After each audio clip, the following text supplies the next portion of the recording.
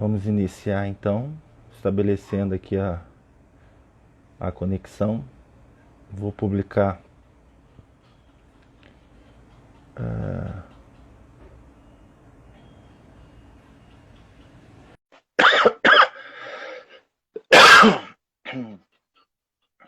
desculpem. Oi, Tá querida, certo. tudo E bom? aí? Tudo bom e você? Sim. Sempre bem, é o Luiz, Luiz entrando. Obrigado por aceitar o meu convite. Luiz, você é o Imagina. próximo.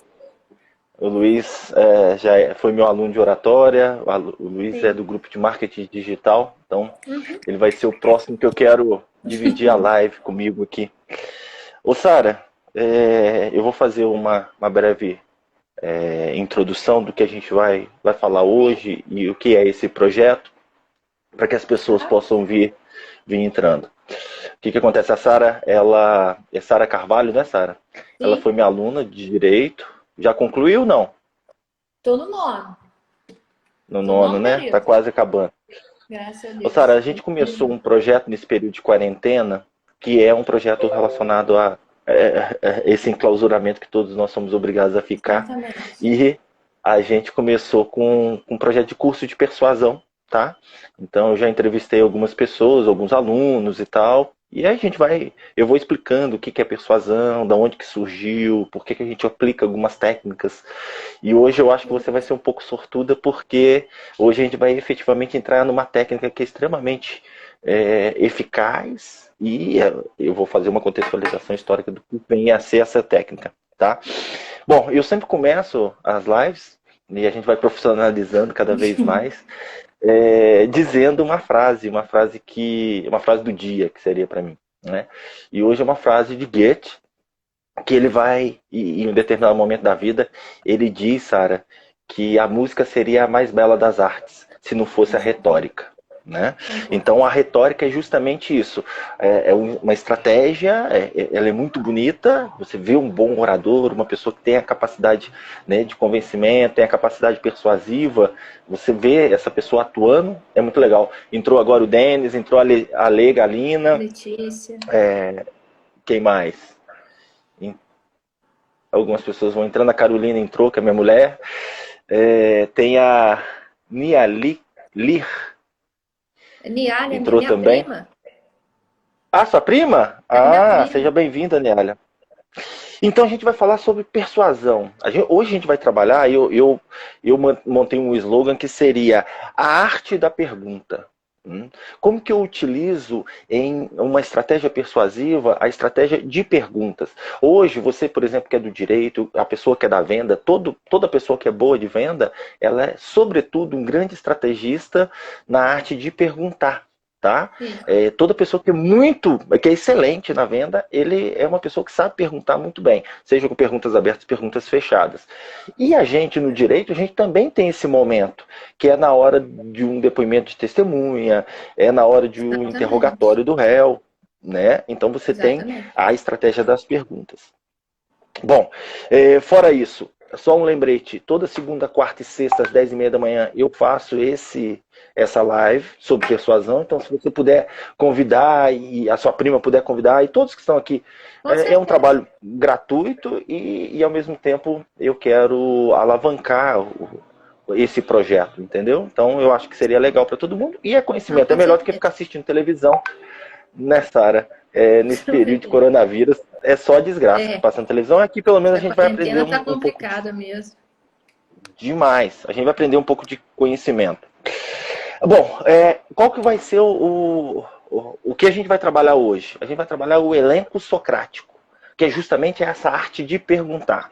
E aí eu vou fazer uma breve contextualização de tudo aquilo que a gente já foi falando. Na última aula, por exemplo, foi uma aula até um pouco mais densa, que a gente falou sobre juízos, né? Os juízos de fato, juízos morais, que vão subdividir em juízos estéticos, juízos até éticos, e assim a gente foi trabalhando. A gente trabalhou os gêneros retóricos, lugar comum, a fábula e as parábolas.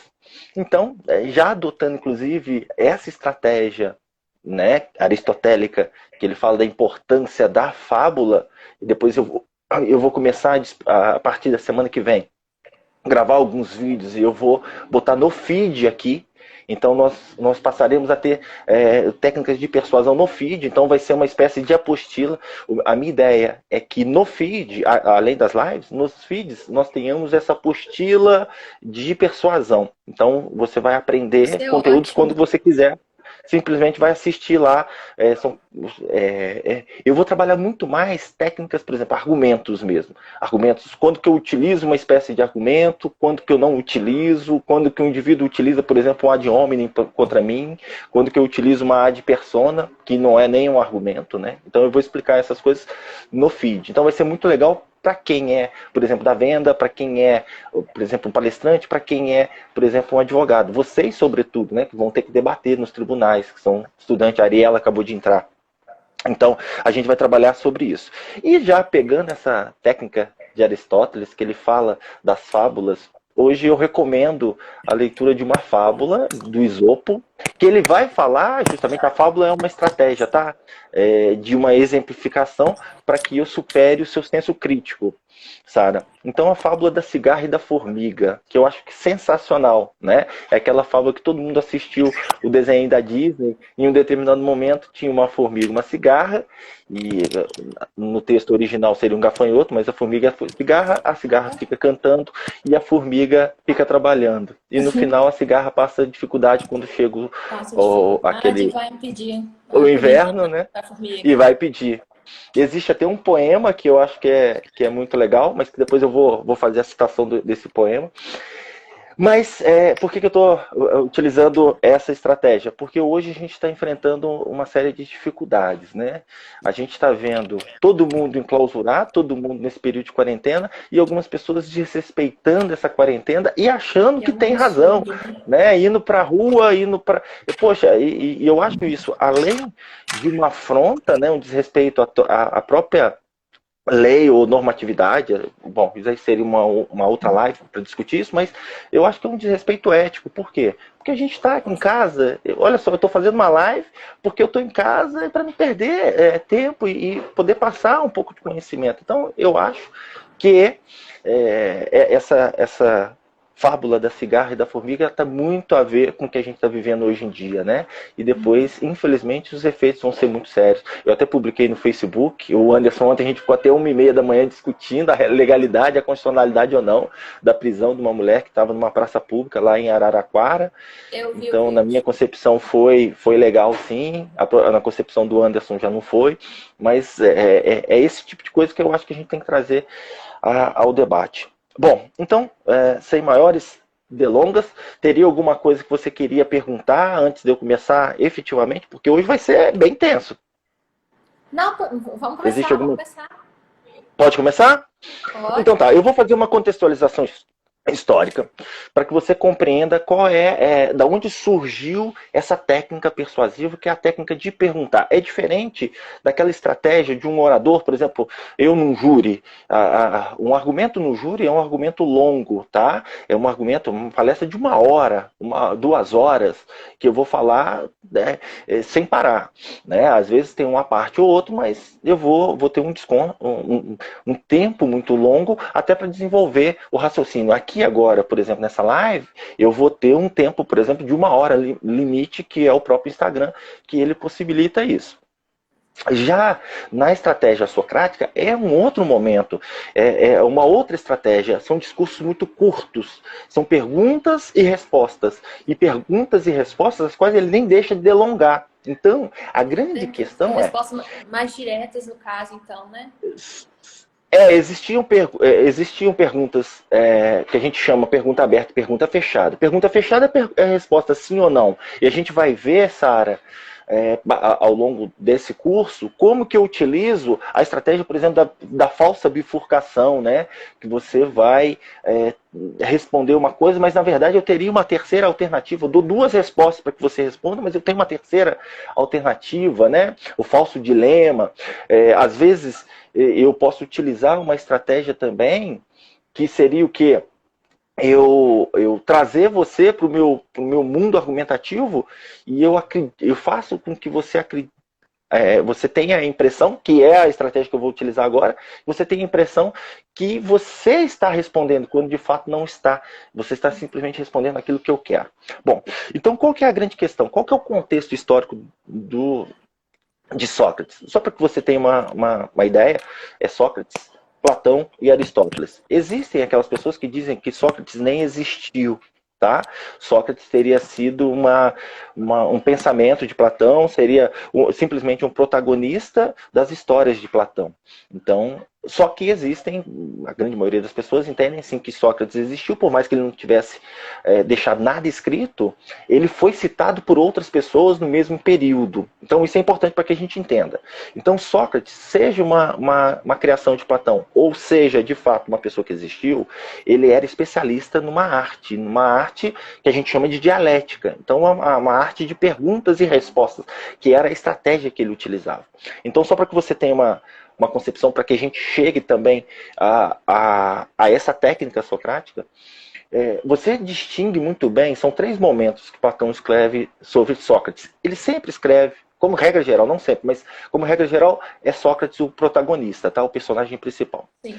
Então você tem um Sócrates, quando Platão escreve Sócrates, ele era muito novo, Platão era muito novo, você tem um Sócrates da meia-idade e tem já quando Platão já está mais velho. A grande questão é que as pessoas dizem que o Sócrates, quando é escrito por Platão, quando Platão era muito novo, é o Sócrates verdadeiro. Tá? E como que você sabe diferenciar um ou outro? Quando o Sócrates chega ao que eles chamam de aporia, ou seja, sem poros, sem alternativa, sem saída.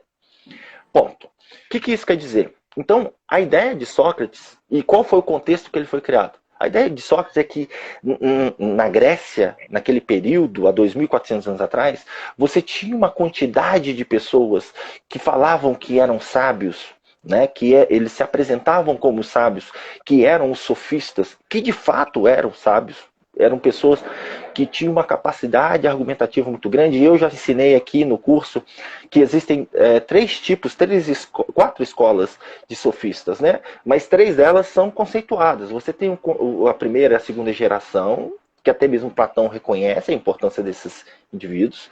Você tem os naturalistas, daí que você vê o direito natural, tá? Que é a nossa área, desculpa. E você tem os erísticos. E aí esses erísticos, que era o grande problema. Os erísticos são aqueles indivíduos que debatiam simplesmente por debater. E, ao mesmo tempo que eu apresentava um argumento, eu contra-argumentava. Que é isso que eu vou ensinar para vocês daqui para frente, tá? Então, diferentemente das aulas passadas, que eu fiz toda uma estrutura, todo um pensamento, quem está acompanhando desde o início sabe disso, que eu fiz toda uma estrutura do pensamento, do surgimento das estratégias retóricas, né, que é o que hoje no direito a gente aprende como teoria da argumentação, só que ninguém fala isso, né? Não fala que o negócio começou na Grécia há muito tempo atrás, porque até mesmo a retórica ela muda um pouco a palavra, ela muda de significado. Mas o que eu quero que você tenha em mente é que Sócrates ele vive num momento em que existia uma democracia grega. E que nisso ensejou, fora a religião, todos aqueles motivos do próprio surgimento da filosofia, é o surgimento da própria sofística. Tá? Existia um debate nas ágoras, que eram as praças públicas. Existiam os debates nas assembleias judiciais. Então, e existiam os debates, muitas das vezes, epidídicos, que eram aquelas apresentações bonitas, que é 90% do discurso. Isso eu já falei bastante algumas aulas atrás. Bom, mas o que eu quero que você tenha em mente com relação a essa estratégia e ao Sócrates? O que possibilitou ele a existir, né? Porque o mundo é dividido em pré-socráticos, socráticos e pós-socráticos. Ou seja, você tem os que são anteriores a Sócrates e os que são contemporâneos e posteriores a Sócrates. Olha só a ideia que esse pensador, que essas pessoas, elas criaram no mundo. A gente só é o que é porque esses caras existiram. E Sócrates só existiu por quê? Porque ele tinha um antagonista. Sara, na sua vida sempre vai haver algo, um protagonista e é necessariamente um antagonista. E olha qual que é a grande beleza, você já aprendeu comigo quando você foi minha aluna, né? Que eu até pergunto, quem assistiu La Casa de Papel, que agora está mais uma temporada, eu pergunto, quem era de fato, na primeira temporada, o mocinho do La Casa de Papel? Né? Todo mundo fala, era o professor, era, cita, né, Rio, era não sei o que lá. Não, de fato, era o Arthurito, o Arthur, né? Era aquele cara que era a vítima que queria fugir. Só que você conta a história de uma forma em que a pessoa que está assistindo, ela começa a ter a impressão que o bandido, ele é o mocinho. Então, existem sempre dois pontos de vista. Isso nada mais é do que sofístico. Tá? A gente viu agora, ganhou o Oscar, o Coringa, que sempre foi muito mal na minha época de infância, que ninguém queria ser o Coringa, hoje o Coringa ele foi romantizado e foi contado de uma outra maneira. E isso fez com que as pessoas tivessem a impressão que aquele cara era um cara que foi levado àquilo, né? Então existe uma co-culpabilidade até social para que o Coringa fosse o que foi. Mas na história socrática a mesma coisa. Então você tem o Sócrates como protagonista de Platão, que é o que prevaleceu, e você tem os sofistas, que seriam os antagonistas. Que a grande diferença é que Sócrates ele buscava a verdade. Os sofistas eles não queriam saber da verdade, para eles pouco importa a verdade. Para o sofista, o que ele queria era a verossimilhança, o homem à medida de todas as coisas, e assim eles argumentavam, em discursos muito longos. Sócrates, ele, diferentemente, ele utilizava discursos curtos com perguntas e respostas, mas sempre focado em questões abrangentes, questões genéricas. O que é a justiça? Todas as perguntas que ele fazia aos sofistas, o que era a justiça? O que é o belo? E assim vai. Enquanto os sofistas, eles levavam em consideração pontos, questões pontuais, questões objetivas ali, olha, é para absolver ou para condenar? Essa pessoa é bela ou essa pessoa é feia? Não o que é belo, o que é feio. É diferente as estratégias argumentativas. Sócrates ele era muito bom naquelas estratégias, nos discursos epitídicos e no discurso dele, na modalidade dele. E ele não era bom no discurso, por exemplo, que a gente fala do gênero judiciário. Tanto é que Sócrates ele ganha todos os debates quando ele traz os sofistas para o campo de batalha dele. Tá? Quando ele vai para o campo de batalha dos sofistas, qual que é a grande questão? Ele perde, que é a apologia a Sócrates, que é o livro Apologia a Sócrates, que ele é condenado e ele morre em razão dessa condenação. Deu para entender? Deu para compreender, pelo menos a contextualização histórica? Sim, Poxa, sim. beleza. Mas o que isso tem a ver com técnicas de argumentação? Às vezes quem está assistindo aqui por exemplo, o Eider. O Leandro é advogado, mas o Eider, ele mexe com vendas geral. O que isso tem a ver, né, com estratégia de persuasão? Olha, é muito objetivo. Existe, depois de Sócrates, vem uma série de pensadores que vão pensar sobre ele, só que existe um movimento que começa mais ou menos, tá? Mais ou menos 1700, 1800, que é o mesmerismo, que vem de Mesmer, que ele trabalhava com ele utiliza um termo magnetismo, ele trabalhava com magnetismo, que a gente chama de magnetismo animal, né? Ele achava que todos nós estávamos interligados, que a gente tinha um fluido que ligava tudo na natureza e tal, que seria o magnetismo. Depois ele cria aquilo que a gente chama de passe. Quem é, por exemplo, espírita, sabe que são os passes mesméricos, de Mesmer. Esse movimento ele vai desencadear depois a um termo que a gente chama de hipnose. Então a hipnose vem desses caras. Tá? Por que eu estou falando isso? Dentro já da expressão hipnose, que não tem nada de ficar com o olho fechado, tá? Você utiliza hoje a hipnose mais famosa e nós somos hipnotizados de 10 a 11 vezes por dia. Então aqui agora, você prestando atenção, seu senso crítico ele baixa, você está hipnotizada. Isso é uma estratégia, é uma hipnose que a gente chama conversacional, né?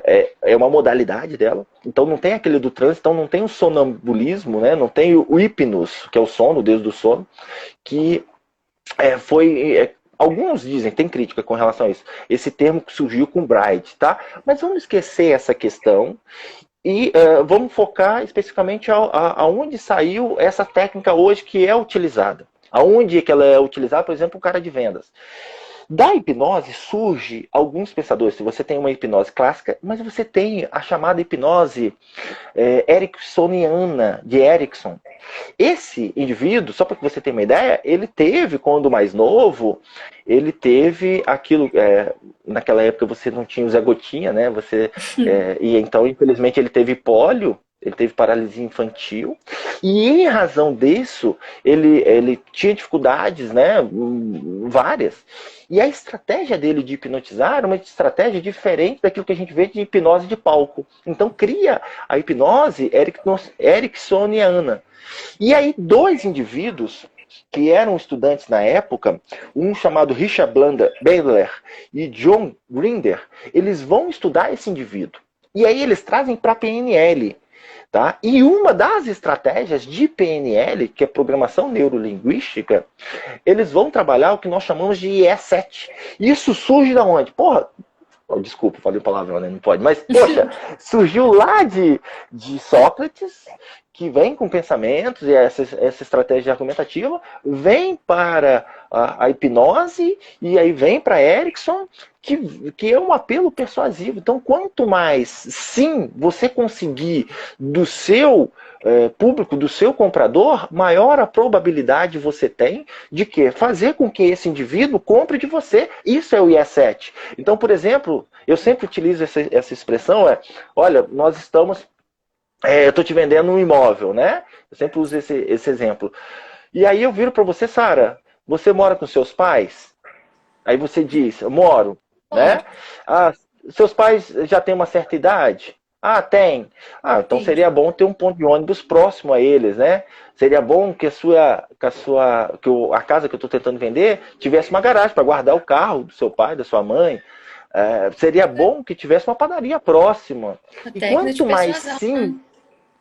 Isso é uma técnica de perguntas. Por isso que eu falo que todo bom vendedor é um cara especialista em perguntas. Então, nessa estratégia, que é uma estratégia socrática de perguntas, eu vou te direcionando para aquilo que eu quero. Entendeu? Exatamente. Sim, entendi. Entendi. Então vamos lá. Vamos agora que a gente já tem essa contextualização e como que a gente chega hoje e para as próximas aulas eu vou inclusive trabalhar um americano que ele utiliza essas estratégias até de uma forma muito mais agressiva, tá? Então como que ele faz na metade da fala dele, o indivíduo já está fazendo assim que era para ser o oponente. A grande questão não sou eu que todas as vezes, e aí não é uma fala minha, tá? Isso é de Schopenhauer. Eu até fiz uma anotação aqui para a gente poder utilizar a própria palavra do autor. Schopenhauer ele escreve uma obra chamada Dialética Erística. E na Dialética Erística ele fala o seguinte: toda vez que você estiver num debate, e debate é diferente de discussão. Discussão é ofensa. Debate, ambos têm ali tá tentando convencer, tá? Então, ele fala o seguinte: toda vez que você estiver no debate, Sara, você não vai estar pensando quem está falando a verdade, quem não está, com quem está a verdade ou quem não está. Se você estiver num debate, é como se você estivesse num duelo de espadas. Você quer vencer o debate. Essa é a grande questão. E aí, ele utiliza uma expressão que eu acho que é sensacional. Que você, numa estratégia argumentativa, normalmente, num debate, você vai tentar vencer. E o grande problema e a grande crítica de nós do direito você tenta vencer de qualquer forma, né? Per faz et nefas, ou seja, por meios lícitos e ilícitos. Se eu tiver que utilizar uma falácia para confirmar aquilo que eu estou falando, eu utilizarei essa falácia. Então, o que eu quero que você saiba? Toda vez que eu for, se eu quiser debater contigo, eu vou, e para convencer o meu público, eu vou te atacar. Então a gente vai utilizar algumas estratégias de ataque aqui. Tá? Mas se eu não quero, eu não tenho que convencer os demais. O meu argumento não tem que ser mais belo para os outros, e tem que ser mais convincente para você, e efetivamente, eventualmente pode ser para os outros também, mas com relação a você, eu quero convencer a você, eu não posso te atacar, porque a partir do momento que eu te ataco, você vai tentar se defender. Ontem o Anderson tá aí, né, Anderson? Hoje a gente vai discutir isso, provavelmente à tarde, às 6 horas da tarde, a gente vai falar sobre um pouco mais sobre persuasão, sobre técnicas de negociação avaliação, mas aí vai ser no meu Instagram pessoal. Qual que é a grande questão? Ontem a gente ficou até 1 hora da manhã. Por quê? Porque eu utilizei a estratégia justamente do confronto e a cada hora um tentava confrontar o outro. A gente estava numa discussão sadia, né? Mas num debate, vamos dizer assim, não discussão, mas um debate, utilizando estratégias para tentar convencer o outro, um ou outro, mas nunca ia conseguir convencer. Por quê? Porque a minha tendência enquanto indivíduo é o quê? É tentar provar que eu não estou errado. Então, Sara, o Anderson está concordando. Então, Sara, qual que é a grande questão que você tem que saber? Toda vez que você trouxer uma ideia, e por isso o problema do Facebook, né? Toda vez que você traz uma ideia e a outra pessoa ataca a sua ideia, você, isso por instinto, isso por um movimento não racional, você vai tentar confirmar a sua ideia. Esse é o grande problema. Que quando eu tento confirmar a minha ideia, eu muitas das vezes não abro a possibilidade para aquilo que o próprio Schopenhauer ele vai falar, o seguinte, nós, né, o certo seria que nós fôssemos honestos e voltássemos às intenções na busca da verdade, deixando de lado a nossa opinião. Essa é... A gente ficou até as 2 horas da manhã, né, Anderson? É deixar de lado a nossa opinião e buscar a verdade. Só que quando você é atacado, você não pensa nisso. Você quer vencer. E aí ele fala, olha, mas a vaidade congênita, ou seja, intrínseca do próprio homem, ele não permite que o indivíduo vire e fale assim, não, efetivamente eu estou errado. Não, ele vai tentar confirmar. E aí ele utiliza até uma formulazinha que eu tirei do texto dele, tá? Que seria a vaidade congênita, mais a verborragia, ou seja, falar. Mais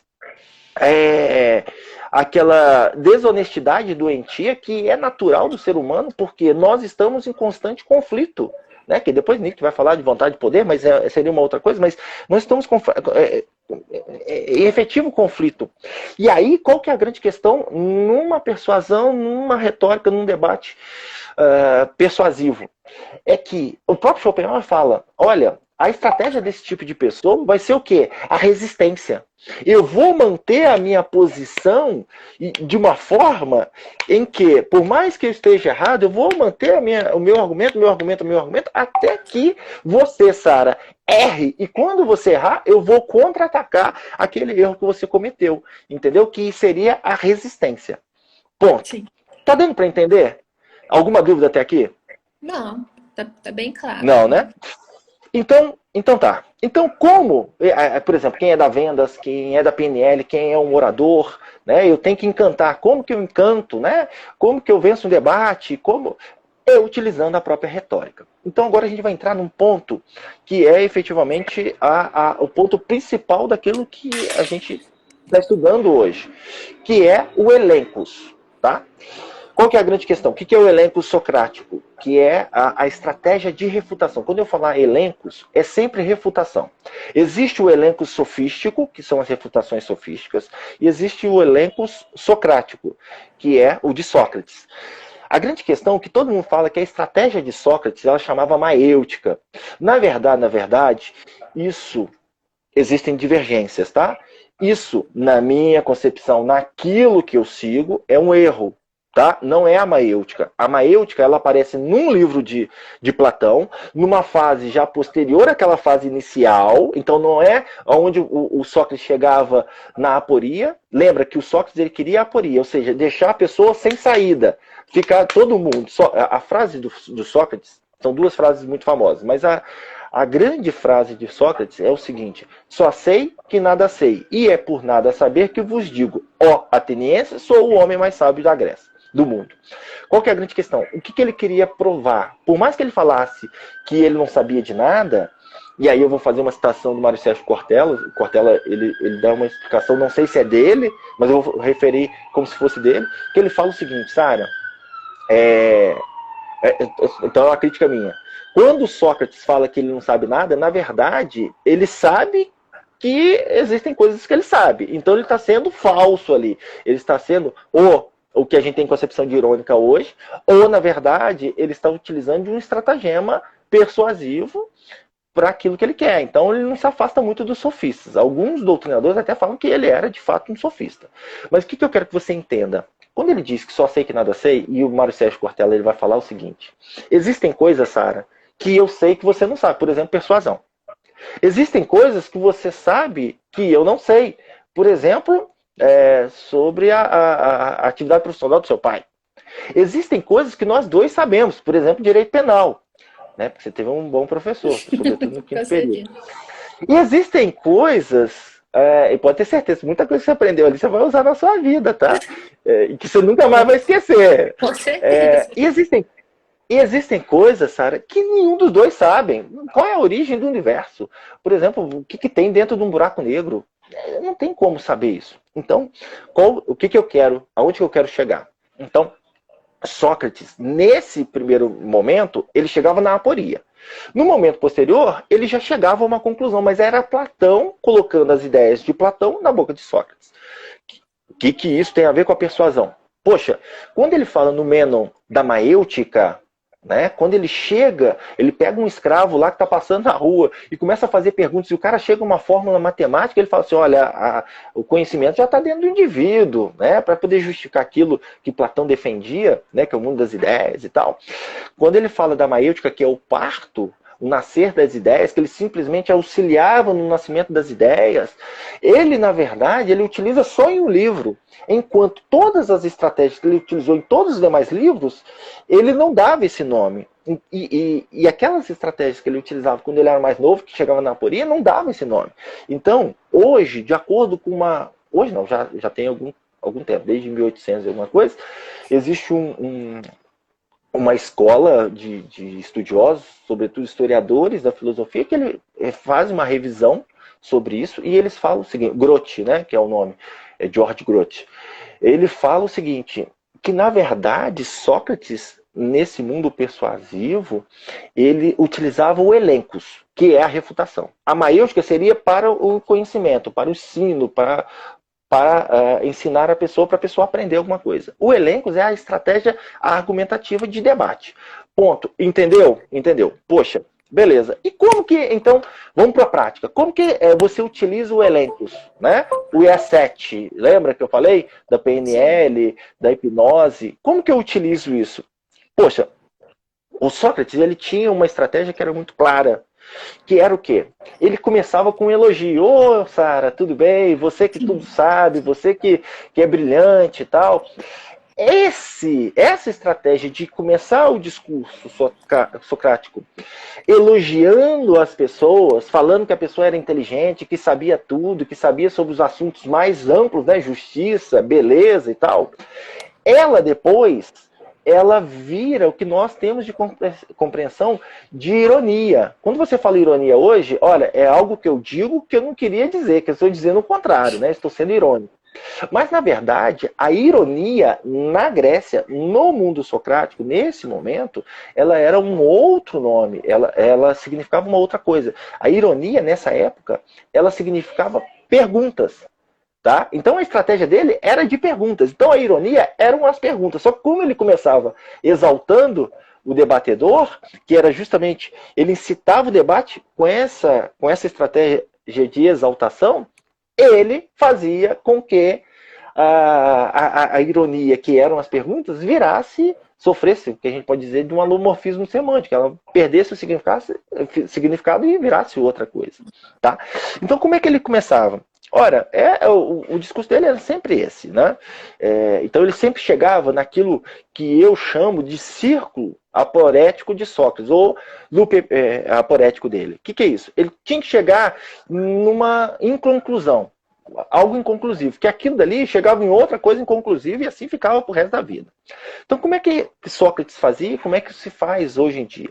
Tá? Eu vou primeiro trabalhar ele para depois a gente trabalhar como que seria uma técnica de persuasão hoje em dia. Bom, então, quando ele fala do elencos, ele começa o debate fazendo o elogio à pessoa. E aí ele estimula que aquela pessoa faça a definição daquilo que a pessoa acabou de falar ou um assunto geral. Tá?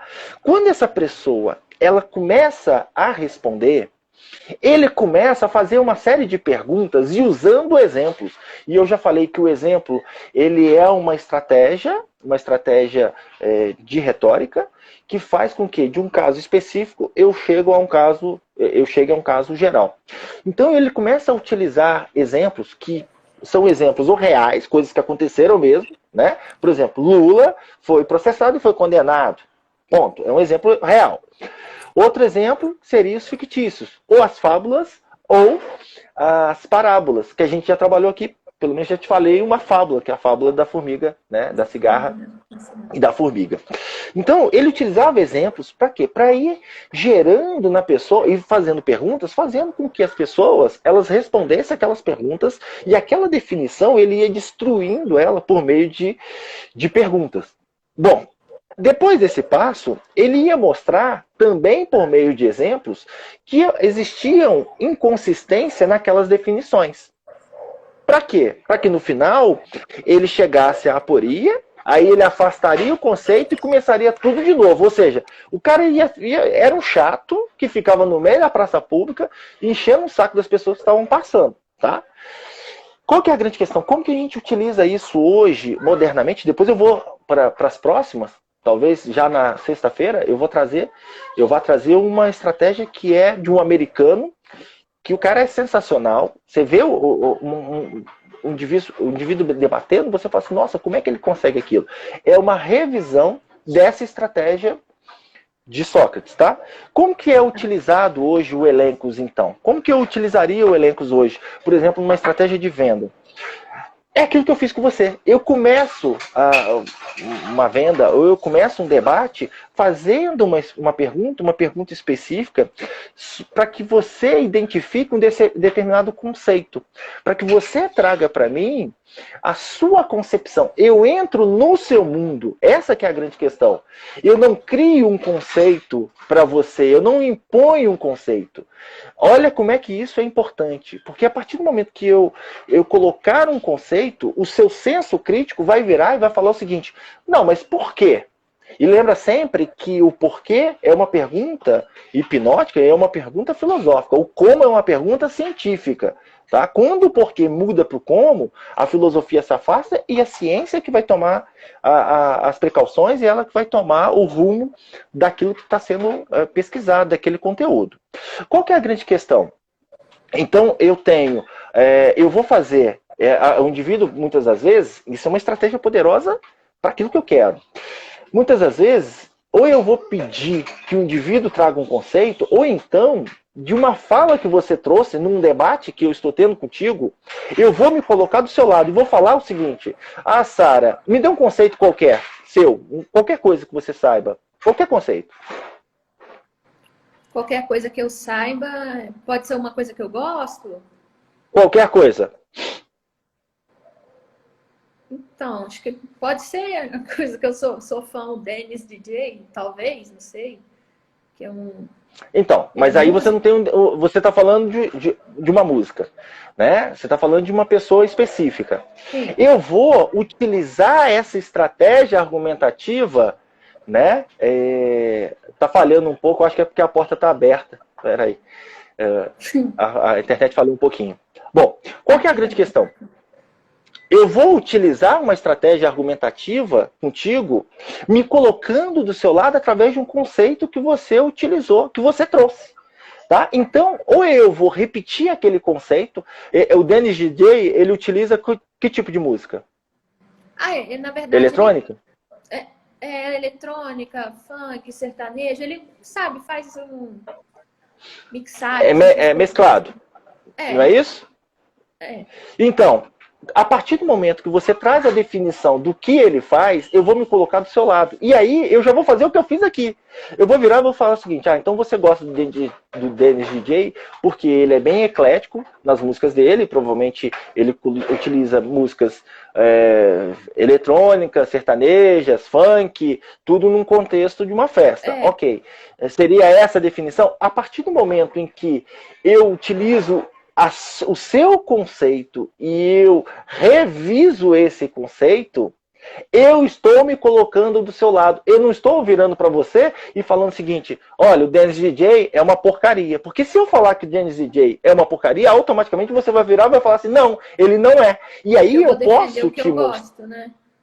Vou defender o meu posicionamento. Vou defender o meu posicionamento. Essa é a grande questão. Essa é a grande questão. Então, a primeira parte da técnica que a gente está utilizando na estratégia, que eu vou te levar de um ponto A para um ponto B, é o quê? Eu me coloco do seu lado. Ah, então você falou que ele utiliza diversos tipos de músicas, né? Então, a partir do momento que eu utilizei o seu conceito, eu já não estou batendo nele, eu estou do seu lado. Aí, Sara, olha qual que é a grande questão. Eu vou pedir para você evidências para que você me prove, para que você me diga por que você acha que o Dennis DJ é muito bom. Né? E aí eu vou fazer algumas perguntas. Por exemplo, por que você acredita que ele é tão bom assim? Ou então, me explique, por favor, esse seu raciocínio. Por que você gosta tanto do Dennis DJ? Ou então, por que você acredita nisso? O que te levou a gostar do Dennis DJ? E aí você vai me responder. Me responda, por favor.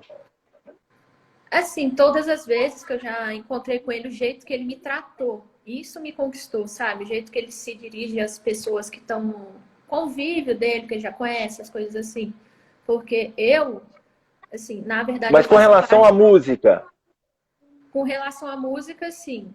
O que ele toca, assim, mais puxado pelo... Porque ele faz parcerias com outros cantores, assim, tipo Marília Mendonça, enfim.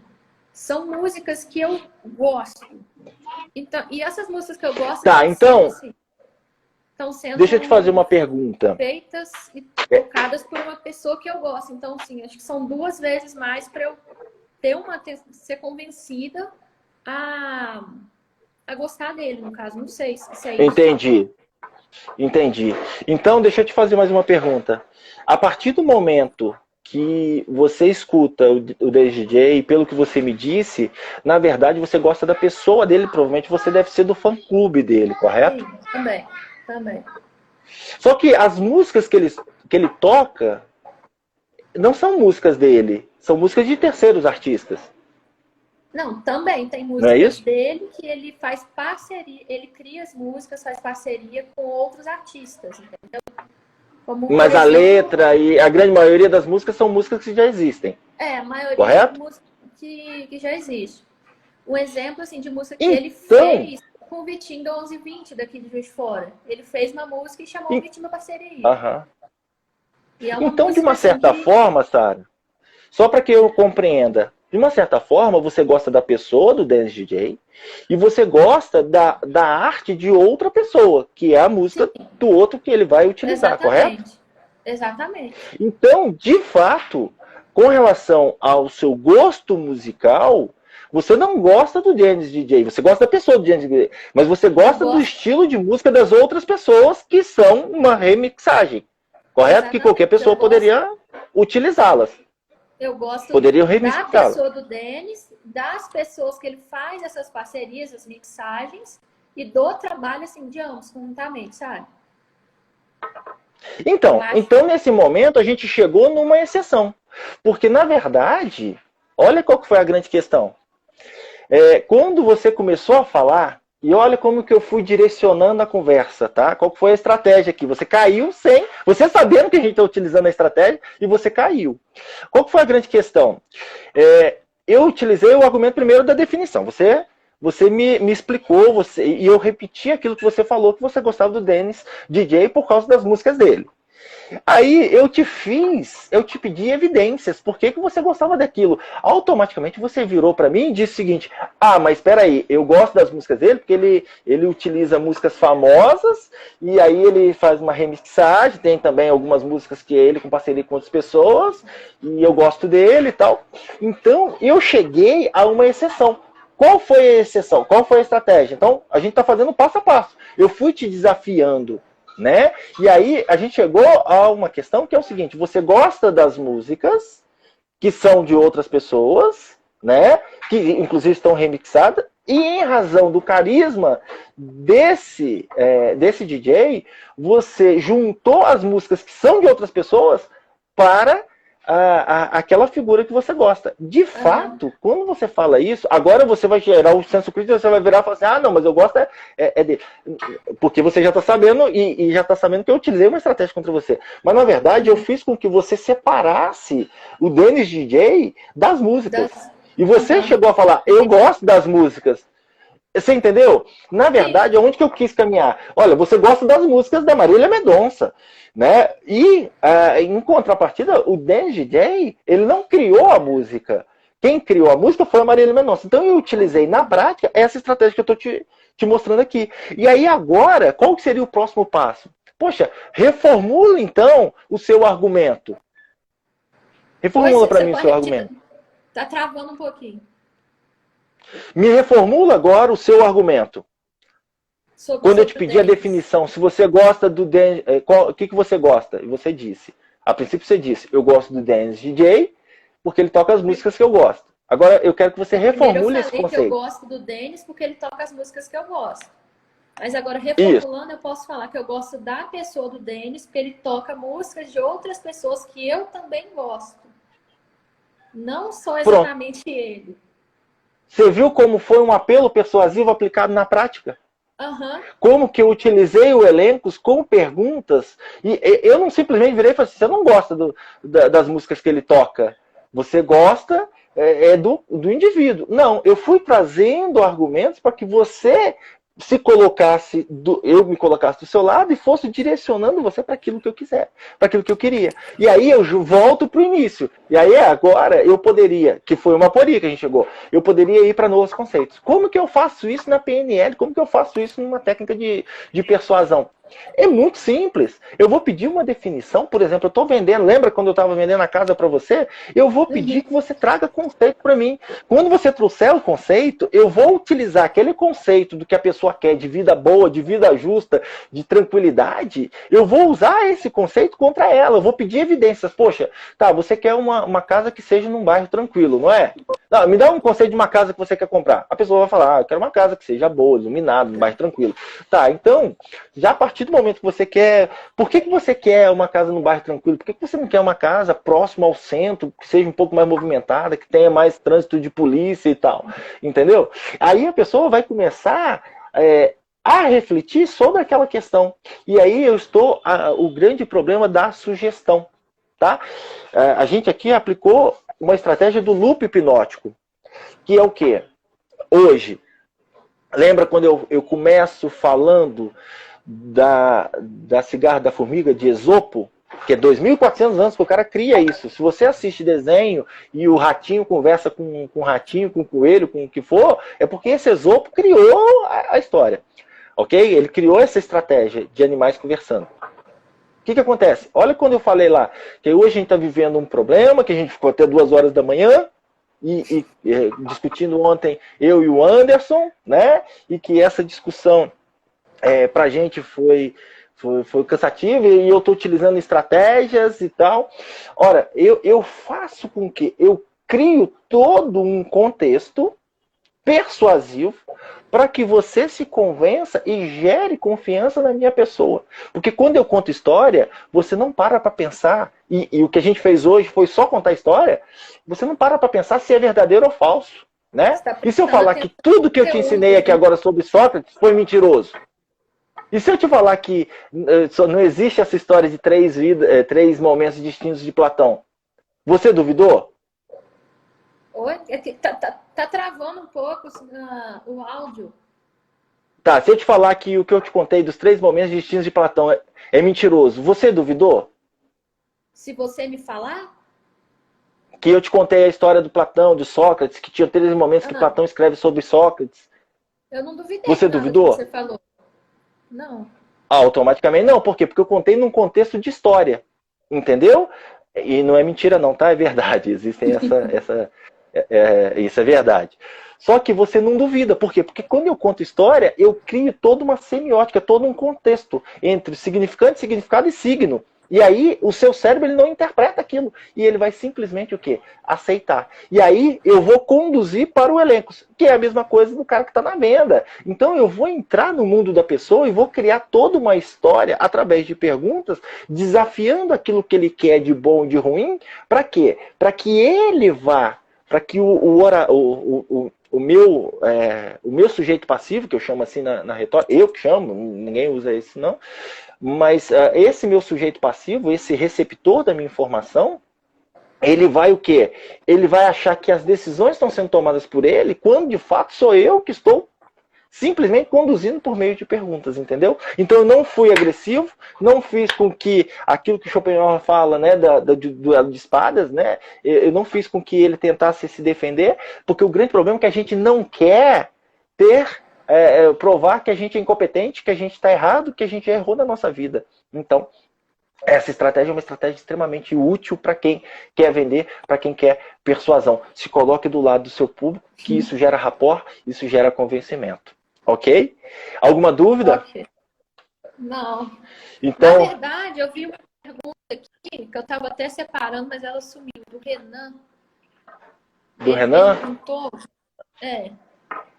quais estratégias para eu saber se a pessoa que está conversando comigo está debatendo utilizando a dialética? Eu achei essa pergunta bem interessante.